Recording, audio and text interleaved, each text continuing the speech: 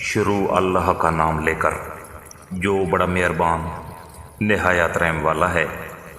یہ ایک صورت ہے جو ہم نے نازل کی ہے اور جس کے احکام کو ہم نے فرض کیا ہے، اور اس میں کھلی کھلی آیتیں نازل کی ہیں تاکہ تم نصیحت حاصل کرو۔ زنا کرنے والی عورت اور زنا کرنے والے مرد دونوں کو 100 کوڑے لگاؤ، اور اگر تم اللہ اور یوم آخرت پر ایمان رکھتے ہو تو اللہ کے دین کے معاملے میں ان پر ترس کھانے کا کوئی جذبہ تم پر غالب نہ آئے۔ اور یہ بھی چاہیے کہ مومنوں کا ایک مجمع ان کی سزا کو کھلی آنکھوں دیکھے۔ زانی مرد نکاح کرتا ہے تو زناکار یا مشرک عورت ہی سے نکاح کرتا ہے، اور زناکار عورت سے اگر نکاح کرتا ہے تو وہی مرد جو خود زانی ہو یا مشرک ہو، اور یہ بات مومنوں کے لیے حرام کر دی گئی ہے۔ اور جو لوگ پاک دامن عورتوں پر تہمت لگائیں پھر 4 گواہ لے کر نہ آئیں تو ان کو 80 کوڑے لگاؤ، اور ان کی گواہی کبھی قبول نہ کرو، اور وہ خود فاسق ہیں۔ ہاں، جو لوگ اس کے بعد توبہ کر لیں اور اپنی اصلاح کر لیں تو اللہ بہت بخشنے والا بڑا رحم کرنے والا ہے۔ اور جو لوگ اپنی بیویوں پر تہمت لگائیں اور خود اپنے سوا ان کے پاس کوئی اور گواہ نہ ہوں،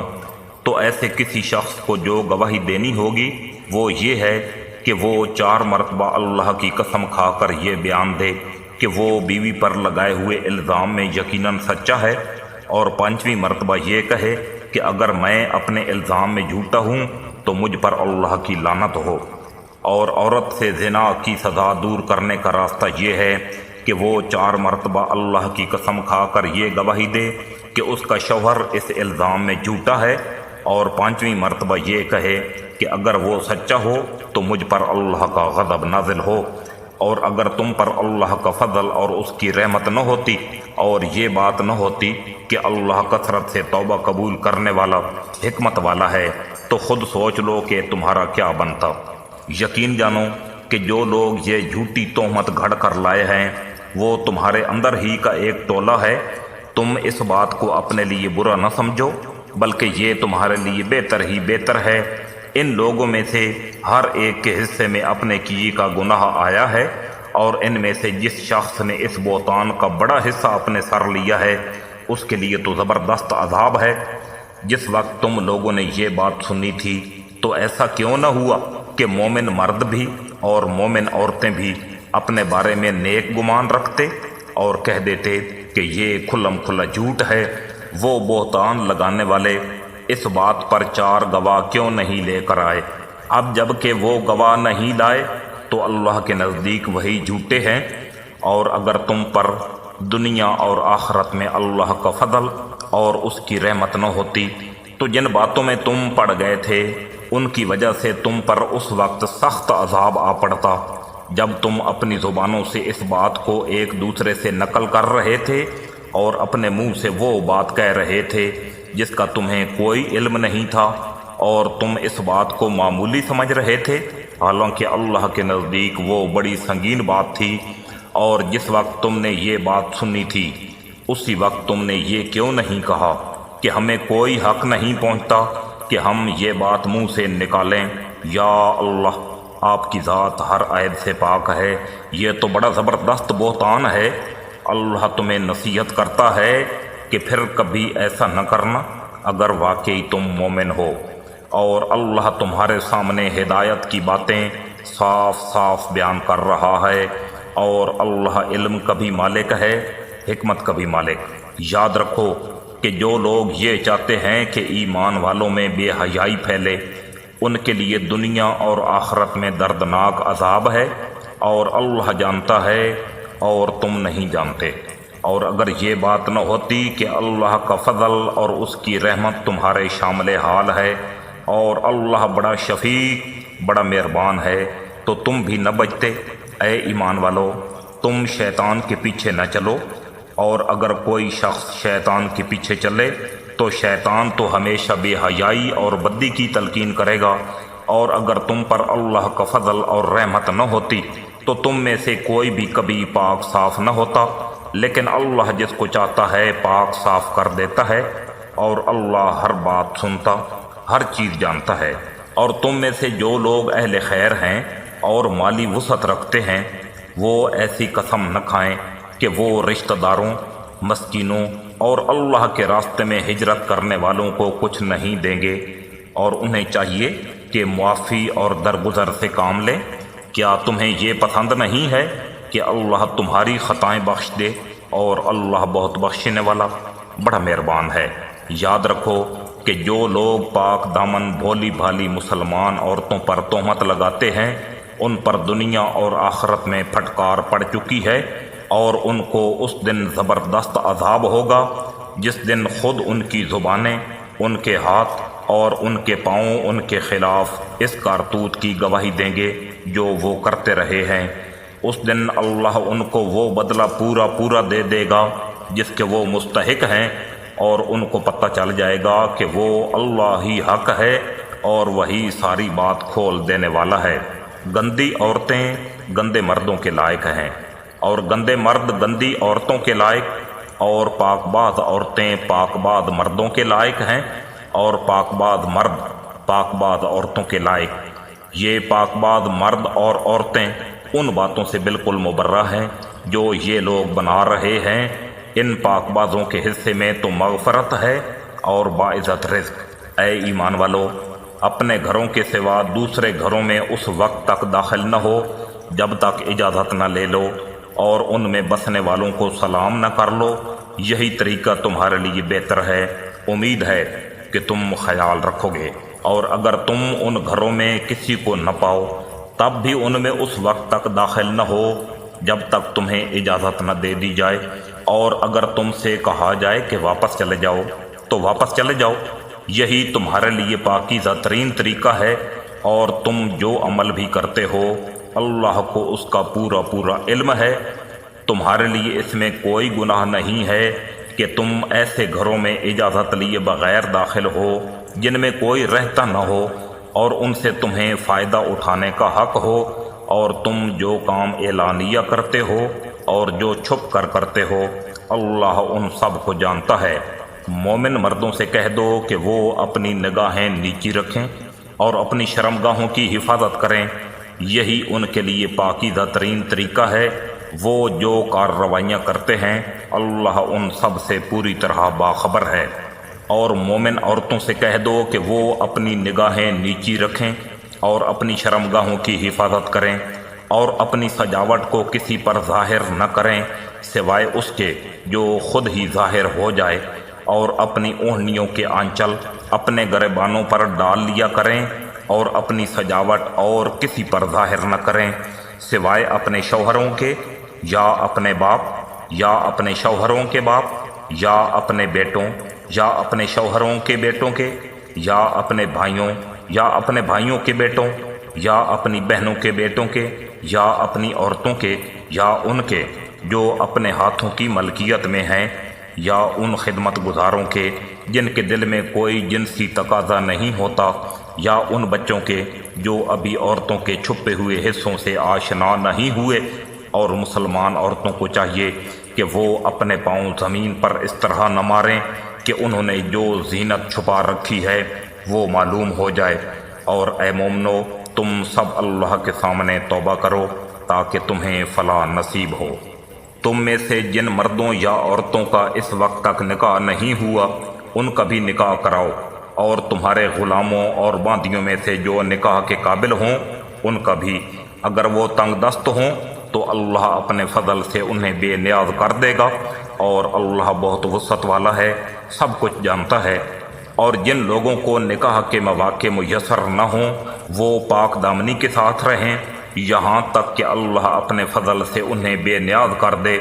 اور تمہاری ملکیت کے غلام باندیوں میں سے جو مکاتبت کا معاہدہ کرنا چاہیں اگر ان میں بھلائی دیکھو تو ان سے مکاتبت کا معاہدہ کر لیا کرو۔ اور مسلمانوں، اللہ نے تمہیں جو مال دے رکھا ہے اس میں سے اپنے غلام باندیوں کو بھی دیا کرو، اور اپنی باندیوں کو دنیاوی زندگی کا ساز و سامان حاصل کرنے کے لیے بدکاری پر مجبور نہ کرو جبکہ وہ پاک دامنی چاہتی ہوں۔ اور جو کوئی انہیں مجبور کرے گا تو ان کو مجبور کرنے کے بعد اللہ ان باندیوں کو بہت بخشنے والا بڑا مہربان ہے۔ اور ہم نے وہ آیتیں بھی اتار کر تم تک پہنچا دی ہیں جو ہر بات کو واضح کرنے والی ہیں، اور ان لوگوں کی مثالیں بھی جو تم سے پہلے گزر چکے ہیں، اور وہ نصیحت بھی جو اللہ سے ڈرنے والوں کے لیے کارآمد ہے۔ اللہ تمام آسمانوں اور زمین کا نور ہے۔ اس کے نور کی مثال کچھ یوں ہے جیسے ایک طاق ہو جس میں چراغ رکھا ہو، چراغ ایک شیشے میں ہو، شیشہ ایسا ہو جیسے ایک ستارہ موتی کی طرح چمکتا ہوا۔ وہ چراغ ایسے برکت والے درخت یعنی زیتون سے روشن کیا جائے جو نہ صرف مشرقی ہو نہ صرف مغربی، ایسا لگتا ہو کہ اس کا تیل خود ہی روشنی دے دے گا، چاہے اس سے آگ نہ بھی لگے۔ نور بالائے نور، اللہ اپنے نور تک جسے چاہتا ہے پہنچا دیتا ہے، اور اللہ لوگوں کے فائدے کے لیے مثالیں بیان کرتا ہے، اور اللہ ہر چیز کو خوب جاننے والا ہے۔ جن گھروں کے بارے میں اللہ نے یہ حکم دیا ہے کہ ان کو بلند مقام دیا جائے اور ان میں اس کا نام لے کر ذکر کیا جائے، ان میں صبح و شام وہ لوگ تسبیح کرتے ہیں جنہیں کوئی تجارت یا کوئی خرید و فروخت نہ اللہ کی یاد سے غافل کرتی ہے، نہ نماز قائم کرنے سے اور نہ زکوٰۃ دینے سے۔ وہ اس دن سے ڈرتے ہیں جس میں دل اور نگاہیں الٹ پلٹ کر رہ جائیں گی۔ نتیجہ یہ ہے کہ اللہ ان لوگوں کو ان کے اعمال کا بہترین بدلہ دے گا اور اپنے فضل سے مزید کچھ اور بھی دے گا، اور اللہ جس کو چاہتا ہے بے حساب دیتا ہے۔ اور دوسری طرف جن لوگوں نے کفر اپنا لیا ہے ان کے اعمال کی مثال ایسی ہے جیسے ایک چٹیل صحرا میں ایک سراب ہو جس سے پیاسا آدمی پانی سمجھ بیٹھا ہو، یہاں تک کہ جب اس کے پاس پہنچتا ہے تو معلوم ہوتا ہے کہ وہ کچھ بھی نہیں تھا، اور اس کے پاس اللہ کو پاتا ہے، چنانچہ اللہ اس کا پورا حساب چکا دیتا ہے، اور اللہ بہت جلدی حساب لے لیتا ہے۔ یا پھر ان اعمال کی مثال ایسی ہے جیسے کسی گہرے سمندر میں پھیلے ہوئے اندھیرے کہ سمندر کو ایک موج نے ڈھانپ رکھا ہو جس کے اوپر ایک اور موج ہو، اور اس کے اوپر بادل، غرض اوپر تلے اندھیرے ہی اندھیرے۔ اگر کوئی اپنا ہاتھ باہر نکالے تو اس سے بھی نہ دیکھ پائے، اور جس شخص کو اللہ ہی نور عطا نہ کرے اس کے نصیب میں کوئی نور نہیں۔ کیا تم نے نہیں دیکھا کہ آسمانوں اور زمین میں جو بھی ہیں اللہ ہی کی تسبیح کرتے ہیں، اور وہ پرندے بھی جو پر پھیلائے ہوئے اڑتے ہیں، ہر ایک کو اپنی نماز اور اپنی تسبیح کا طریقہ معلوم ہے، اور اللہ ان کے سارے کاموں سے پوری طرح باخبر ہے۔ اور آسمانوں اور زمین کی بادشاہی اللہ ہی کے لیے ہے، اور اللہ ہی کی طرف سب کو لوٹ کر جانا ہے۔ کیا تم نے دیکھا نہیں کہ اللہ بادلوں کو ہنکاتا ہے، پھر ان کو ایک دوسرے سے جوڑ دیتا ہے، پھر انہیں تہ بتہ گھٹا میں تبدیل کر دیتا ہے، پھر تم دیکھتے ہو کہ بارش اس کے درمیان سے برس رہی ہے، اور آسمان میں بادلوں کی شکل میں جو پہاڑ کے پہاڑ ہوتے ہیں اللہ ان سے اولے برساتا ہے، پھر جس کے لیے چاہتا ہے ان کو مصیبت بنا دیتا ہے، اور جس سے چاہتا ہے ان کا رخ پھیر دیتا ہے۔ ایسا لگتا ہے کہ اس کی بجلی کی چمک آنکھوں کی بینائی اچک لے جائے گی۔ وہی اللہ رات اور دن کا الٹ پھیر کرتا ہے۔ یقیناً ان سب باتوں میں ان لوگوں کے لیے نصیحت کا سامان ہے جن کے پاس دیکھنے والی آنکھیں ہیں، اور اللہ نے زمین پر چلنے والے ہر جاندار کو پانی سے پیدا کیا ہے، پھر ان میں سے کچھ وہ ہیں جو اپنے پیٹ کے بل چلتے ہیں، کچھ وہ ہیں جو 2 پاؤں پر چلتے ہیں، اور کچھ وہ ہیں جو 4 پاؤں پر چلتے ہیں۔ اللہ جو چاہتا ہے پیدا کرتا ہے، یقیناً اللہ ہر بات پر قدرت رکھتا ہے۔ بے شک ہم نے وہ آیتیں نازل کی ہیں جو حقیقت کو کھول کھول کر بیان کرنے والی ہیں، اور اللہ جس کو چاہتا ہے سیدھے راستے تک پہنچا دیتا ہے۔ اور یہ منافق لوگ کہتے ہیں کہ ہم اللہ پر اور رسول پر ایمان لے آئے ہیں اور ہم فرما بردار ہو گئے ہیں، پھر ان میں سے ایک گروہ اس کے بعد بھی منہ موڑ لیتا ہے۔ یہ لوگ حقیقت میں مومن نہیں ہیں، اور جب انہیں اللہ اور اس کے رسول کی طرف بلایا جاتا ہے تاکہ رسول صلی اللہ علیہ وآلہ وسلم ان کے درمیان فیصلہ کریں، تو ان میں سے کچھ لوگ ایک دم رخ پھیر لیتے ہیں، اور اگر خود انہیں حق وصول کرنا ہو تو وہ بڑے فرما بردار بن کر رسول کے پاس چلے آتے ہیں۔ کیا ان کے دلوں میں کوئی روگ ہے، یا یہ شک میں پڑے ہوئے ہیں، یا انہیں یہ اندیشہ ہے کہ اللہ اور اس کا رسول ان پر ظلم ڈھائے گا؟ نہیں، بلکہ ظلم ڈھانے والے تو خود یہ لوگ ہیں۔ مومنوں کی بات تو یہ ہوتی ہے کہ جب انہیں اللہ اور اس کے رسول کی طرف بلایا جاتا ہے تاکہ رسول ان کے درمیان فیصلہ کریں، تو وہ یہ کہتے ہیں کہ ہم نے حکم سن لیا اور مان لیا۔ اور ایسے ہی لوگ ہیں جو فلاح پانے والے ہیں، اور جو لوگ اللہ اور اس کے رسول کی فرما برداری کریں، اللہ سے ڈریں اور اس کی نافرمانی سے بچیں، تو وہی لوگ کامیاب ہیں۔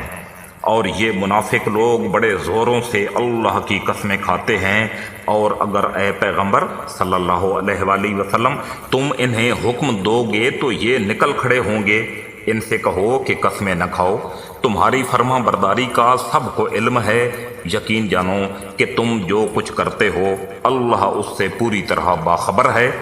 ان سے کہو کہ اللہ کا حکم مانو اور رسول کے فرما بردار بنو۔ پھر بھی اگر تم نے منہ پھیرے رکھا تو رسول پر تو اتنا ہی بوجھ ہے جس کی ذمہ داری ان پر ڈالی گئی ہے، اور جو بوجھ تم پر ڈالا گیا ہے اس کے ذمہ دار تم خود ہو۔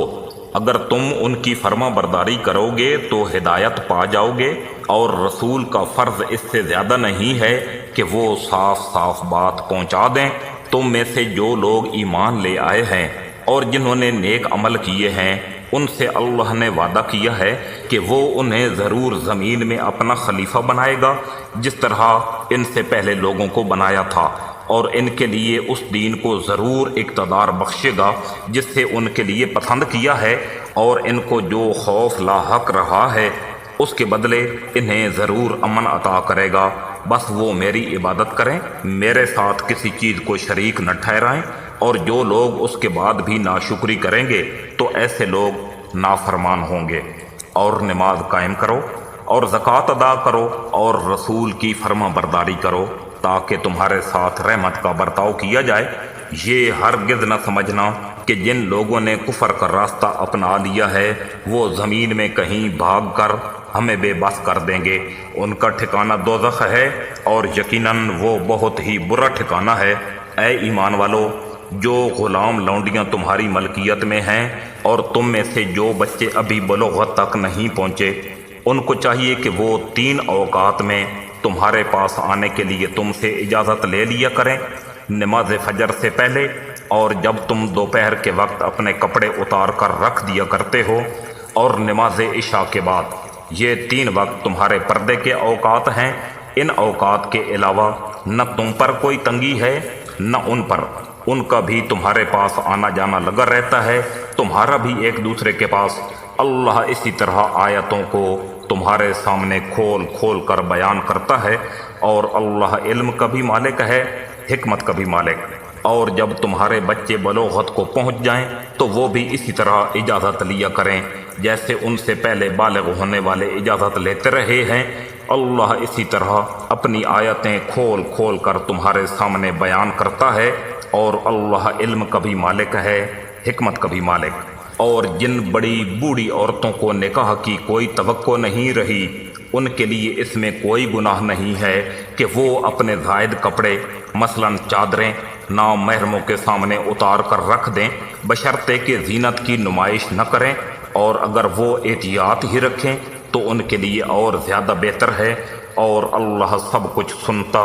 ہر بات جانتا ہے۔ نہ کسی نابینا کے لیے اس میں کوئی گناہ ہے، نہ کسی پاؤں سے معذور شخص کے لیے کوئی گناہ ہے، نہ کسی بیمار شخص کے لیے کوئی گناہ ہے، اور نہ خود تمہارے لیے کہ تم اپنے گھروں سے کچھ کھا لو، یا اپنے باپ دادا کے گھروں سے، یا اپنی ماؤں کے گھروں سے، یا اپنے بھائیوں کے گھروں سے، یا اپنی بہنوں کے گھروں سے، یا اپنے چچاؤں کے گھروں سے، یا اپنی پھوپھیوں کے گھروں سے، یا اپنے ماموؤں کے گھروں سے، یا اپنی خالاؤں کے گھروں سے، یا ان گھروں سے جن کی چابیاں تمہارے اختیار میں ہوں، یا اپنے دوستوں کے گھروں سے، اس میں بھی تمہارے لیے کوئی گناہ نہیں ہے کہ سب مل کر کھاؤ یا الگ الگ، چنانچہ جب تم گھروں میں داخل ہو تو اپنے لوگوں کو سلام کیا کرو کہ یہ ملاقات کی وہ بابرکت پاکیزہ دعا ہے جو اللہ کی طرف سے آئی ہے۔ اللہ اسی طرح آیتوں کو تمہارے سامنے کھول کھول کر بیان کرتا ہے تاکہ تم سمجھ جاؤ۔ مومن تو وہ لوگ ہیں جو اللہ اور اس کے رسول کو دل سے مانتے ہیں، اور جب رسول کے ساتھ کسی اجتماعی کام میں شریک ہوتے ہیں تو ان سے اجازت لیے بغیر کہیں نہیں جاتے۔ اے پیغمبر صلی اللہ علیہ وآلہ وسلم، جو لوگ تم سے اجازت لیتے ہیں یہی وہ لوگ ہیں جو اللہ اور اس کے رسول کو دل سے مانتے ہیں۔ چنانچہ جب وہ اپنے کسی کام کے لیے تم سے اجازت مانگے تو ان میں سے جن کو چاہو اجازت دے دیا کرو، اور ان کے لیے اللہ سے مغفرت کی دعا کیا کرو، یقیناً اللہ بہت بخشنے والا بڑا مہربان ہے۔ اے لوگو، اپنے درمیان رسول صلی اللہ علیہ وآلہ وسلم کو بلانے کو ایسا معمولی نہ سمجھو جیسے تم آپس میں ایک دوسرے کو بلایا کرتے ہو۔ اللہ تم میں سے ان لوگوں کو خوب جانتا ہے جو ایک دوسرے کی آڑ لے کر چھپکے سے کھسک جاتے ہیں، لہذا جو لوگ اس کے حکم کی خلاف ورزی کرتے ہیں ان کو اس بات سے ڈرنا چاہیے کہ کہیں ان پر کوئی آفت نہ آ پڑے یا انہیں کوئی دردناک عذاب نہ آ پکڑے۔ یاد رکھو کہ آسمانوں اور زمین میں جو کچھ ہے اللہ ہی کا ہے۔ تم جس حالت پر بھی ہو اللہ اسے خوب جانتا ہے، اور جس دن سب کو اس کے پاس لوٹایا جائے گا اس دن وہ ان کو بتا دے گا کہ انہوں نے کیا عمل کیا تھا، اور اللہ کو ہر بات کا پورا علم ہے۔